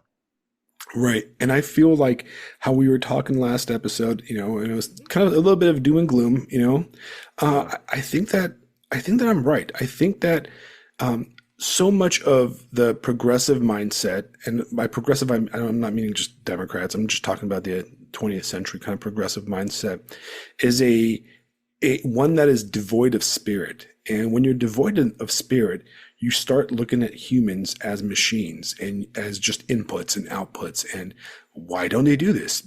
Everybody should do this. If we do this, things will be fixed, and that kind of stuff. Right. And if you, spend any time reading history or, studying history or really engaging with history and literature of the past, you'll realize that humans, there's a creative spark there that is completely unpredictable. There's a creative spark and there's a spirit that cannot be contained. Even, guys like Spengler, for example, talk about ages and stuff. But so much of that stuff can be negated by, this human spirit that cannot be contained by mathematical and economic equations. You can use like Younger. Right. You can use that stuff. Well, that's what I am. All right. I'm a youngerist. Right. I don't even know what to call myself. I'm an anarch, capital A, no ist to it, right? Non-collectivist. Yeah. But that's what it is. It's ultimately, you can't contain the forest, man, and that's the spirit that matters. And when you try to lock it down and you try to control people, you get the reavers, man, right? You get that, you get the crazy, and then it's the chaos. And then we just murder everything. Right. And then the chaos from the outside comes in and fixes it. And that's what's going to happen. So it's hard to say. It's hard to make predictions. It's hard to say what's going to happen. It's hard to say what's going to be the next great movie. I mean, look at somebody in the 20th century, turn of the 20th century. You tell them what life looks like today, they'd be like, "Get the fuck out of here, man!" Like, think about it. Like, look how crazy and Faustian the 20th century has been. At the beginning, in Younger's age, when he was born, when that man was born, he was born in the 19th century, right? The Hmm. airplanes did not exist. Cars did not exist. I mean, there was the combustion engine, and I believe there was some sort of airplane, like kind of, sort of, right? you Hmm. know and the dude lived and fought through two world wars. He fought for he fought and he lived through the Franco-Prussian War, which I believe was the first time they introduced like machine guns in mass combat. Then he fought in the trenches of World War One, where planes were dropping bombs by hand, basically. Yeah, Like little right. propeller biplanes, and Red Baron fucking dogfighting above the trenches, and the tank just came out. And then he Right. saw mechanized warfare and the nuclear bomb, right? All in his lifetime, right? Then he did. Then the dude dropped LSD. It became popular with the hippies and died like in the 90s, I think, right? Yeah, and didn't he and didn't he convert to Catholicism on his deathbed Of or course something he like that? did, right? Because Like real late in life. right, of course he did, right? Because he saw the world and it made sense, and but And like, he's like, yes, of course this is true. can you imagine somebody like us born in the 20th century, we might live to the end of the 21st? If it's anything like the 20th century, what it's going to be wild, man. Like some of the Yeah. stuff, you're like, try to like tell late 19th century like guy that's 20 years old in 2000, in 1901, right? That, Well, yeah, for us it's gonna be we saw the birth of the internet, we saw the end of the Soviet Union, we saw 9/11 and basically like the end of democratic liberalism. Beyond that, you're going to have artificial intelligence. You're going to have the new space age, and then maybe we'll get to see our kids land on Mars. Like, right. wait, what? Maybe they'll get a shitty job on Mars, Yeah, man. slinging Yeah, Martian yeah, burgers. I mean, it's yeah. all Our grandkids will open up a McDonald's franchise on Mars. right. There you go. Ultimately, though, this is not an optimistic podcast. It's all going to be fake and No, gay, that's gay anyways, well, right? it's not optimistic because, I've talked about the series before and I know there's a ton of books. Maybe you should just watch the show. But like it's not an optimistic future. It's a human future. And Right, the expanse shows just how terrible it's gonna be. But right. if we get to that, at least we're not dead.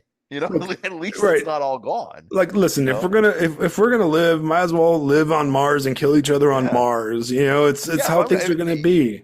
if I'm gonna be a shitty wage slave, I might as well be a shitty wage slave on some, astro farm on Ganymede. All right, Right. sure, fine. If life is gonna suck, at least I could be low class out in space. Ultimately, what I finally, what I am is I'm an absurdist when it comes to it realistically, right?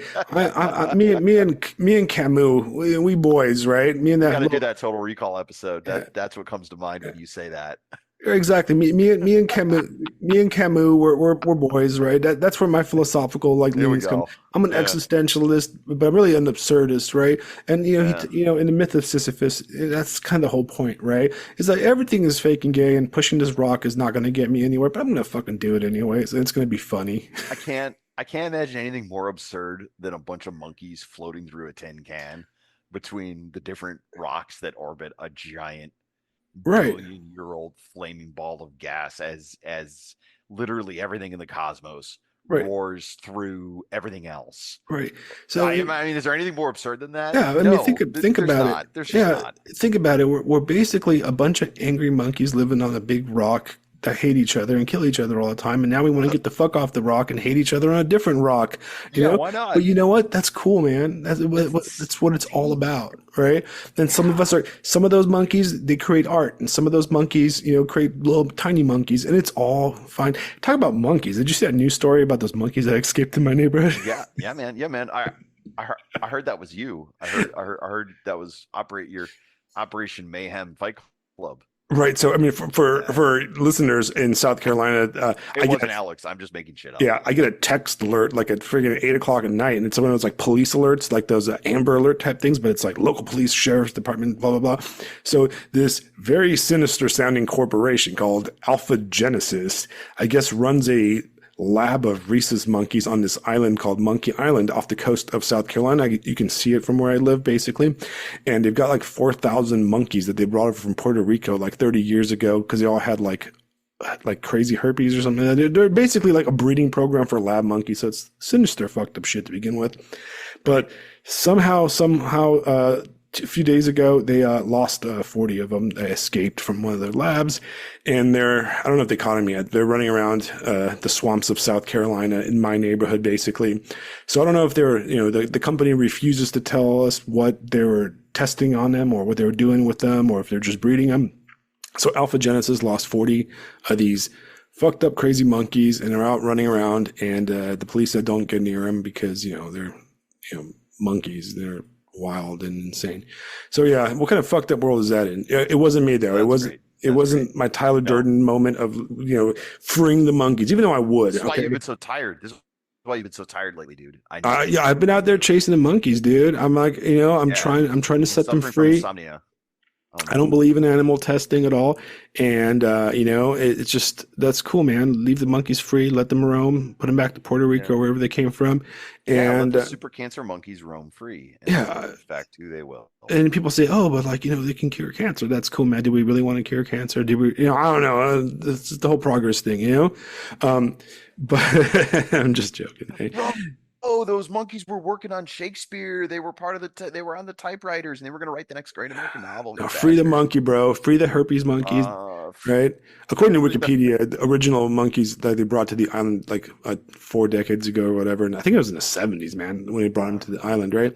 That sounds like an in the 70s kind of thing. That just everything's explained by the fact it happened in the 70s. Yeah, they all had herpes B simplex virus, so they're all covered in herpes virus. Guys, this is why we need to get off the planet, because if we don't get off the planet and go die in orbit in some horrible, suffocation-based accident, we're just gonna make Monkey Island and breed super atomic cancer monkeys that end up murdering us anyway. I mean, guys, humans are gonna do something stupid. We might as well do something stupid off this rock. So us humans, us monkeys with souls are gonna leave this planet to the regular monkeys, and maybe they'll ensoul themselves or whatever.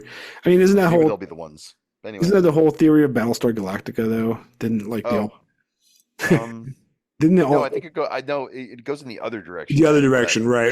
That humans and robots, humans and Cylons basically find Earth, and then they decide to destroy all their technology, and then the humans and the Cylons start breeding because somehow that works. And we're the descendants of that. I love that show, by the way. Isn't that whole show just Mormonism now? Sure. I have no idea, and I don't care. So yeah, let's go with it. Space Mormonism. Let's go with that. It is space Mormonism. Oh, hey, there was actually a guy. I can't remember the name off the top of my head, but he was asking about. Oh, he's one of the Pedro Gonzalez. That guy. He asked about. Hey, if you happen to be listening to this, bro, shout out. But he was asking about good space battle stuff. And you bringing up Battlestar. Man, I loved Battlestar Galactica for that. Me too. We're talking about the new one, right? The new one. Yeah. Oh, yeah, dude. I mean, the idea that it's essentially like a submarine, and then you have all the naval stuff going on, and the flat cannon coverage and the nuclear bombs, and I mean, I love science fiction where they really think out the implications of space combat. I don't know if Battlestar really did that, but it looked. You know what it did that I really liked? So it actually felt like they were real military in a way. Yes. A lot of the the space kind of, I mean, their ranks were all wonky and they were more like army-ish than or Air Force more than Navy, for example. And it tends to be very Navy based when you have space combat. I mean, but a lot of the TV shows that have a space military, like Star Trek, for example, the Federation is kind of a space military. It doesn't really know what it wants to be. They have ranks and stuff, right? It makes no fucking sense when you think about it, because it completely okay, you're you follow Kirk, I mean, Picard and all those guys, right? Well, somebody's got to clean that shit, right? And he's never getting promoted. He's on a 5-year mission as the fucking Enterprise fucking cleaning crew. You know what I mean? Nobody's gonna want to fucking do that, right? You know what I mean? You see all these people walking around the Enterprise. What the fuck do these guys do? And they're sitting there through all these cataclysmic effects and stuff. I'd be like, dude, come on, sir. Sir, I know you're in charge of the Enterprise, Mr. Picard, but can you fucking not get me killed, dude? No, like can we not stick our dick in it? It's fucked enough right. already. Can we And please relax? and like how do they decide who gets to be a captain, in this Yeah, equal world? Who gets to go to the Federation like academy or whatever? It's never really explained, like, oh, they're just gonna let this Worf guy go, he's made it, but how about the dude that like wants to be the captain, like what if I don't want to be the fucking transporter dumbass, like O'Brien or right, whatever, I mean, right? right, So like it doesn't make sense, but in that show, like you have real ranks and stuff, and what right. you see is you have a very interesting separation between the enlisted guys in Battlestar Galactica and the officer guys at the Yeah. top, They also have that divide between the civilians too. That's what I was and thinking. a divide between the civilians, and then Yeah, they do a really good job there. you also have a enlisted rebellion, right? Because the guys are like, wait a second. So our planet has been destroyed by the Cylons, and we're leaving. We're running away. I don't want to. I don't want you to be in charge anymore. I don't want to be the Right, fucking plane refueler. There is no right, going home anymore. I'm not going to get money anymore. I'm not getting paid to do this anymore or whatever, Why the right, fuck do I have to fix your plane for the rest of your, you know what I mean? Why do I, right, like, why am I this dude? And you have that mid through the show with the character Chief, the Chief character. yeah, And he's like, I'm not following these fucking rules anymore. Like, I right. need What to does it get, matter? The world just ended, man. Why like, am I? yeah, you got Battlestar Commander over there. What's his name? What was his guy's name? The captain? Not the cat, yeah, the main guy, the Admiral Adama and Yeah, like Adama. Yeah, and his son and stuff, and they're living in the officer quarters and stuff, and then these dudes are like refueling the shitty ass like fighters and yeah, like getting this piece of shit ship running, and they're like, wait a second, I don't want to live in a bunk bed, yeah. three abroad anymore, man, fuck So you. hey guys, they just nuked all of our planets. You're not getting a pension anymore. And Right, then instantly exactly. everything just falls apart. There's Like, no more GI Bill and shit, okay? And yeah, sorry ultimately, guys. we're not Sorry doing this guys. shit for free, like so Yeah, you have you have a rebellion of these people, they're like, yeah, we're not gonna, you're either gonna like start changing the rules here, and I yeah. find that really interesting. Remember when they settled down on the planet and then they start doing the suicide bombings and like all that shit? Like Right, once the Cylons take over. I mean, right, just little things like that. Man, that show did such a fucking good job, and it does a great job because it's an interesting story that happens to be and in space. It had Xena as a bad guy, Oh hell yeah! Oh, and that's our oh generation, Xena, by the way, if you don't yeah. know, Lucy Oh yeah. Lawless, yeah, Just go and be saved. Okay. yeah. I thought it was a great show. I know a lot of people didn't like the ending. It was too Whatever. Fuck spiritual them. or whatever. And I'm like, Fuck shut them. up, dude. I thought it was great. All right. Don't And worry then about it. At least they people ended it. Okay. Don't worry about it. people didn't like I think a lot of people like liberal types didn't like the ending because it was a little bit too like religious and it had that kind of weird like all along the watchtower thing Yeah. going on. And then a lot of people on the right, you see complaints going, oh, that's the one where like they gender swap Starbuck. Yeah, guess what? Starbuck was awesome in that show. Okay, Yeah. Don't worry about and it. Starbuck was great. Yeah. she was So great. David Sackhoff killed it. And you have a lot of these like kind of like right wing retards like, oh, fucking women character. I'm like, yeah, she was a strong woman character, but so much of her plot line was about her fucking baby, Right. And she right? was so freaking flawed too. That was the great part. Right, and it was Starbuck was a fucking bitch, she was a man. And then mess, like, yeah, man. she was great. Yeah, that's what I mean. That's what I'm saying. Doubt and just not knowing it, just everything about her. Yeah, I love that They were show. real people. They were real people. I own that show. I own all like four Oh, seasons of dude, it. we should do. I should rewatch it and then we can do a Battlestar episode. Yeah, I really Man, liked it. okay. I gotta geek quick. When the Galactica freaking dives in and saves the colony and they Oh my drop that god. thing and it's just like it's the best shit ever Yeah, because you don't see it for a long. Dude, we got to do a whole episode on the concept of the hero ship right. because that stuff is freaking. I mean, you got the Galactica freaking jumping into the middle of the atmosphere. You've got in Serenity with the Serenity driving flying through that cloud, and then the massive reefers comes through. It's like holy shit! That stuff is cool, man. That's got to be like a New World American thing, Well, like the hero ship. that thing is actually a literary concept that's really, I Yeah, think, unique tell me about it. to Tell me about it. Western civilization, Is it right? really? Is it really? Because I mean, I'm thinking of like the Mayflower, the Bonhomme Richard, Right. I like think we've always had Enterprise, like the Enterprise guy. If anybody out there doesn't know, the Enterprise is a real fucking thing. The CV6 is the most decorated ship in World War II in Navy history. Hey, happy Armistice Day. Let's do it. The USS Enterprise at one point was the only functional carrier in the Pacific against Japan, and they literally wrote on the goddamn ship Enterprise versus Japan. Right. Fucking the balls on those people.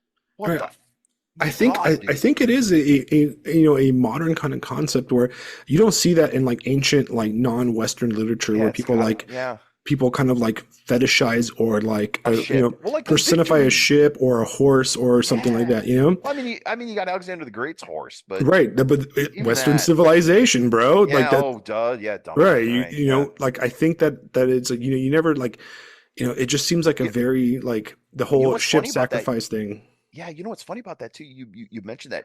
Do you know the story of the Yamato?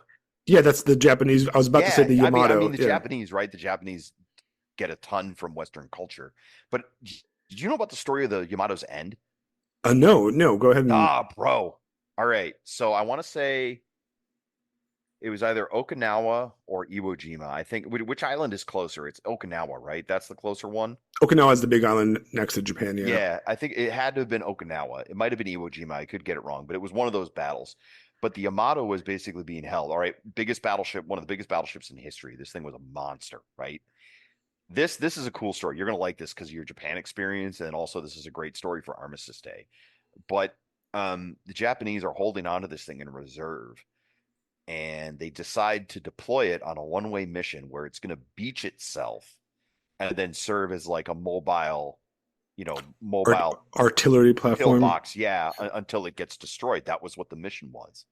And fuel supplies were at such a critical level in Japan that they were given enough fuel for the orders were they were given fuel for a one-way trip, right? But because everyone knew how bad it was, and all the sailors, they know, like, yeah, this is it, guys, like, we're going out for one last. The dock workers, the folks working on the Yamato, actually filled the tanks in defiance of the order. That's how the story goes. They filled the tanks in defiance of the order, even though fuel was at a critical spot, because they were just like, that's what you have to do. I mean, everybody knew it was the end. Like, nobody expected these guys to come back, Right. but we're filling the tanks because fuck you if you're not coming back. It's like, respect, man. Like, Yeah. that's the kind of mythic hero ship stuff, Right. and then the That's hard Yamato stuff. sails. Yeah, the Yamato sails out and it gets absolutely blown away by the United States Navy. I mean, they bomb the shit out of this thing and sink it, and that's it, right? But like, all right, okay, But they still yeah, did it. yeah, they still went out. I They mean, still went out. Right. hey, one, it's an okay movie. It's good for what it is. But like, when I watched James Cameron did that new version of Midway, right? And the Japanese actors steal the show. They really do. When they show the ships going down and they have this whole scene between the captain and he tells us, I think it was like his first mate or something, or like his first officer, like, no, they're gonna, like, the captain goes down with his ship. You need to get out of here and you need to go. And he doesn't allow the guy to go down with him. It's like, man, this is all right. Okay, guys, sure. It's the hero ship, man. I think you're right. And I bring up Japan because they have hero ships, and it's from the Western tradition, though. You know what I mean? They're kind of like our Eastern Western brothers, or whatever you want to call it. I don't know.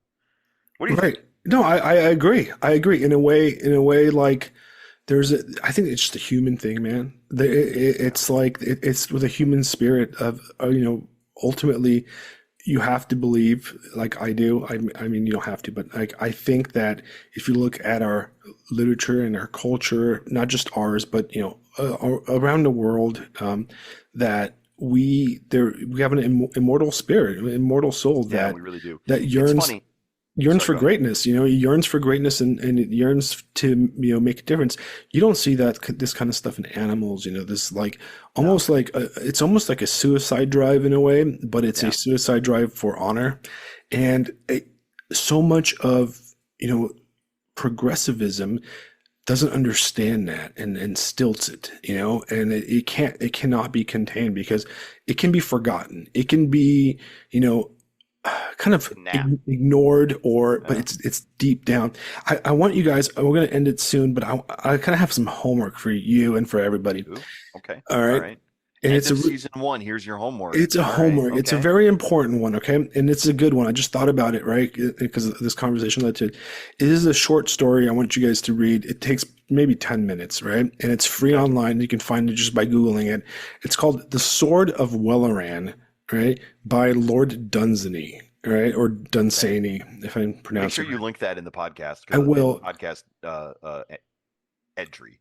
Yeah, I'll Google it and I'll find it. And it is one of my favorite, probably my favorite short fantasy story.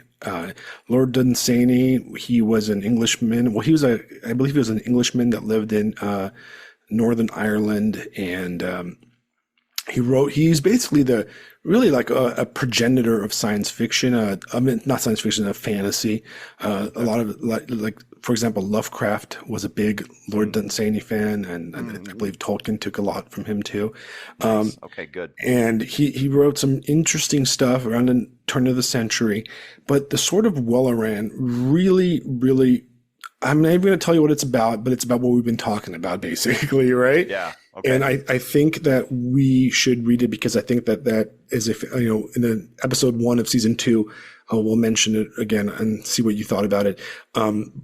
Yeah, just today, take freaking 10 minutes, Google it, Sword of Welleran, Lord Dunsany, and it's free because it's in like the commons already, so it's been over like 100 years or something since it was written. What if what if we use this story? I just had an idea. What if we have a season 2, right? Maybe it'll be this, maybe it won't. Stay tuned to find out. But what if during season 2 we do whatever we want, but we also take time to explore the concept of the Indian soul and we pull out stories from the human tradition that show or maybe map the emergence of it or show that it's popping up because I've been bringing up this idea in my class and I had 2 students get it today. So I teach 125 students, and I talked to them about, we're talking about the Great Schism this week. So I showed them architecture, the Cologne Cathedral and Saint Basil, and I'm trying to get them to think about how do these cultures differ? How do they come up with this stuff? And then for one class who has some particularly bright people, actually all the classes, but there's one class that has some particularly bright kids in it. I threw up the St. Louis Arch, the Gateway Arch, which is features in Tria Woe's article. And I said, "What does this guy remind you of?" And I had 2 of my brighter students. They go, "It looks like a portal." Yeah, like rocket ships. I was like, "What the?" They saw it, man. He got it. They saw it. They just saw it. So I wonder if it might be worth trolling the sea, trawling the sea, so to speak, where we look for evidence for this thesis. Maybe that could be season 2. I don't know. What do you think? Yeah, I think that's a great idea. Definitely, we The will good and the go. bad. It's got to be the good and the bad It that has we to be the good and the remember, bad, right? right? Because it's not just blind space Faustian optimism. It's got to be, hey, this is gonna be hard. Like there's gonna be costs, like the Yamato. Maybe that's the idea. You look at stories of the hero ships, and then we're gonna need ships. You know what I mean? Right, or the guys Um, in Battlestar Galactica that yeah, gave those guys, or gave or it up. or even the Enterprise. Like I know a lot of I know it's in vogue to rip on Star Trek these days, and it certainly is done. You know, from the glory days of DS9 and Next Generation, it certainly has its issues. But Roddenberry named that ship after the Enterprise because he served in the freaking Navy. Like that's why he named it Enterprise because it was after that legendary real life ship. Like he didn't pull that name out of his ass, guys. Like that name is there for a reason. So Right. it's like, okay, all right. Do Anyway, you know? That's a great idea. Let's do that. And maybe we can invite Mr. Triavo Alexander Macris himself. Oh, and I just remembered he's the creator of Axe, which is Adventurer Conqueror King role playing system. All right, there you and I go. believe that he's been around since like 2005. I think was a owner of a magazine called The Escapist or something like that, Oh or yeah, yeah, yeah.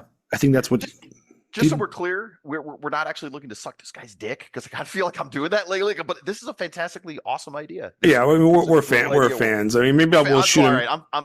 I'm fanning out, but I'm not going to make it weird. All Maybe right, I'll I'm not shoot going him to an make it weird. email if he's got some No, time no, from running the. you do it. I'm Fisto, all right. I have a right. All right. So I'm Yeah. just here for the fun. All right. Well, he was in Don't. that one chat we used to both be in. Yeah, Remember yeah, yeah. I remember.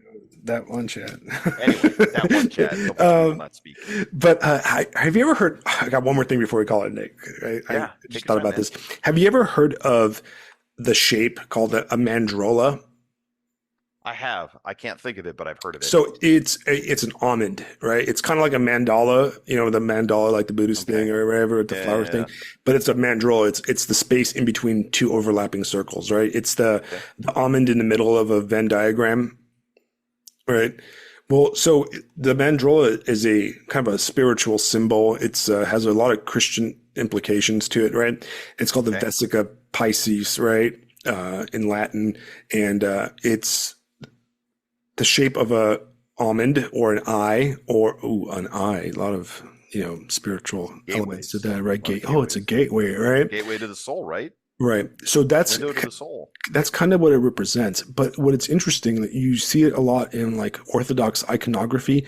Hmm. Often, like when you see an icon of Jesus Christ, if you can Google it after the episode and you'll see what I'm talking about.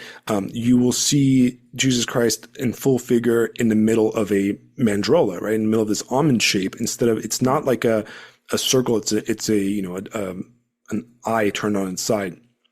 And what it's really interesting is that it represents a paradox, right? Hmm. It represents two opposing circles and two views, and it represents the middle, right? So it kind of Right. the idea behind it, for example, in Christian iconography, is that it represents the gateway. Christ is the gateway, right? That's why he's always in the middle of the mandrola, right? But he's also Hmm. a human, and he's also God, right? So it's Right. all a paradox that all time exists at once or it is linear, but it can be both, right?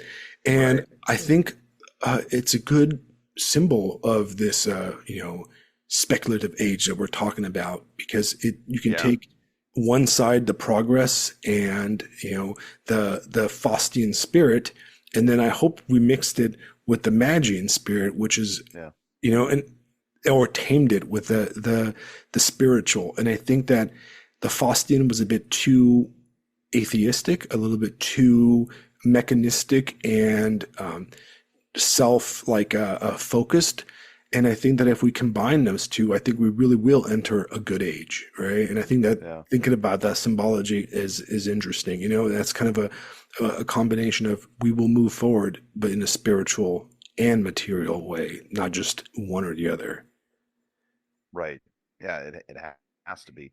I think probably some other things worth talking about too is not just in pop culture and in architecture, things of that nature, but we should probably also think about people who have been the early prophets of this. Carl Sagan has repeatedly come to mind, and I think this guy may have seen it. Been one of the few to see it before a lot of people because he talks a lot about we're going to have to get off Earth at some point. We're going to have to get out there and do it. Think about like the pale blue dot, like the photo of, that Voyager took, or his speech about pale blue dot. Like there's plenty of planets out there. Settle, not yet. And the way Right. he says that, not yet. Like we're not ready to do that yet. An And optimism. he saw, yeah, it's an optimism, but he also talks about like, look at the pale blue dot. All of the horrible things and all of the beautiful things that have ever happened to anyone in this species, it's all happened on that right there. I mean, Right. isn't that an expression of the Indian soul? We have this tiny little Absolutely. blue dot, and that's everything that everything has ever been, and that's it. And he recognizes that, and he doesn't reject any of it. He does the thing that you just described, where he takes these two opposing ideas, but you have Christ at the center. And it's somehow it works. It just works. It just human go burr, Right. Right. human go burr. Absolutely, man. All right. So this ends Woo! season one, and we ended Heck it on yeah, it we was did it. and you know what? I was going to drag it out a few more episodes, but I think that because of this vibe shift, it felt like a good time to end it. Yes, I think, the taking a vibe quick has break, escalated. we'll see how the vibe rolls for Thanksgiving, and we're going to eat some turkey, and then we're going to come back strong. I'll send out the schedule to everybody and start. I have like a bunch of guests lined up, by the way, dude. Nice, Like a bunch of cool people keep on messaging me and they want to be on here. nice. Surprisingly, I might actually do. You know what I have never done? I have never been What's on a that? pod. I've never been on a podcast before. All right. Yeah. I recently got some invites and I'm like, you know what? Oh, okay. Oh, I got to pick which one I wanted to be my first ever Yeah. podcast visit. Will you Um, bring me along, or are you just going to go solo? You it's do up the to whole you. solo. Yeah. Oh no, I mean, look, man. I'm not getting anywhere based on my own, charms. I have to rely on you. So Right. I'm, bring me you along. know, I'll swear a little bit and I will see what the topic is, and if it's something that you're on it, there you go. because I know There you there's go. some topics that you're just not. This guy's going to talk about shit that has nothing to do. Like a lot of the writing stuff, I think is not. I Uh, like those. Look. I don't have as much to say about that stuff because I'm simply ignorant. But believe me, man, like some of the conversations I've got, even if I'm quiet, I'm just learning. oh Like no, I know, I I'm agree. soaking it in. I'm soaking it in. I'm also ignorant. I just make everything up as I go along. I don't Oh, believe in sources, bro. Just But yeah, no. So just vibes, bro.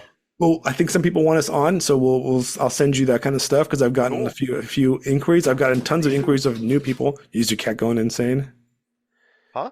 Is that your house or my house? That crazy noise. I think it's my I think dog that was knocking you. on the I think it door. was you. Oh, No, dude, I think my cat's eating, but he's on the other side of the room. my dog is like it's dinner time, dude. Uh-oh. Uh-oh. But yeah, so we'll come back in December, and I will Yeah. expect a few essays from me in the meantime. We'll all keep in touch. There'll be some, kind of maybe some format tweaks, not changes because I like the format. Some tweaks, maybe maybe I'll decide on a day, but that's so hard to do because our schedules are so crazy. Yeah. But my goal is going to be at least to continue having at least 2 episodes per month minimum. And then I reserve the right to, release 3 in a week if I fucking feel like it. And I did. So, like, share, subscribe. Deal with it. Deal with it. If you don't want to listen to it, go ahead and don't. All right. Go ahead and go listen to, whatever lame podcast. That's not us. Right.